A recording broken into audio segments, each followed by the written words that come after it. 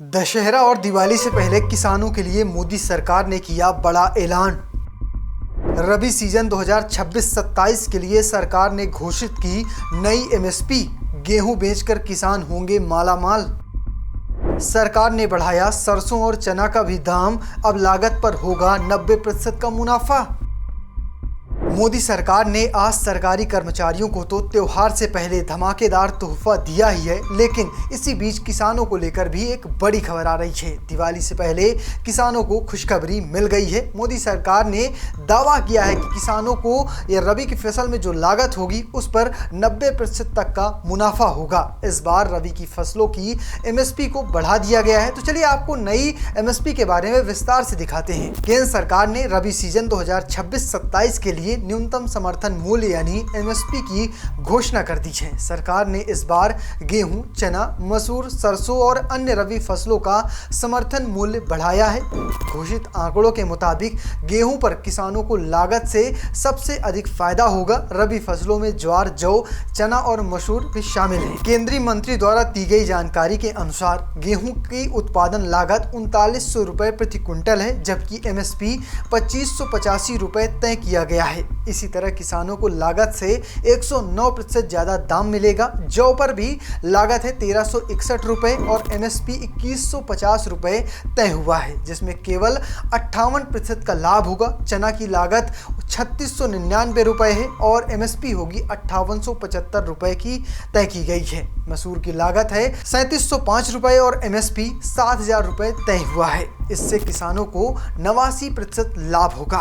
सरसों की लागत 3210 रुपए है और एमएसपी 62 रुपए रखा गया है। इस हिसाब से किसानों को लागत पर 93% तक मुनाफा होगा। वहीं कुसुम की लागत 4360 रुपए और एमएसपी 6540 रुपए घोषित हुआ है, जिसमें 50% का लाभ मिलेगा।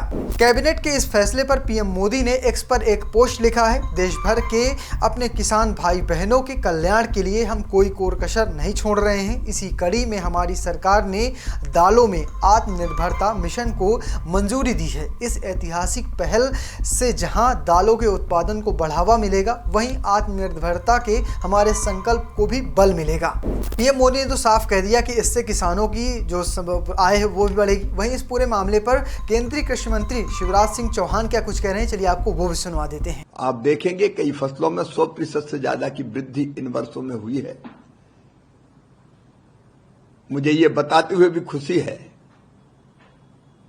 कि गेहूं, धान सरकार पूरा खरीदेगी, लेकिन मसूर, तुअर यानी अरहर और उड़द जितनी भी किसान पैदा करेगा वो रजिस्ट्रेशन करवाए, उसकी पूरी की पूरी उत्पादित मात्रा खरीदी जाएगी, ताकि हमारे किसान भाइयों को ठीक दाम मिल सके और वो फायदे की खेती कर सके। इसके साथ ही एक और बड़ा फैसला, गेहूं और धान में तो हम आत्मनिर्भर हैं, अन्न के भंडार भरे हैं। वैसे पिछले 11 सालों में लगभग 44% उत्पादन खाद्यान्न का बढ़ा है। उत्पादन दलहन का भी बढ़ा है, लेकिन दलहन के उत्पादन में हम अभी तक आत्मनिर्भर नहीं हैं। दलहन के हम सबसे बड़े उत्पादक देश हैं, उपभोक्ता भी हम सबसे बड़े हैं, लेकिन आयात भी हम सबसे ज्यादा करते हैं। लेकिन आत्मनिर्भरता जरूरी है, विदेश से हमको आयात न करना पड़े।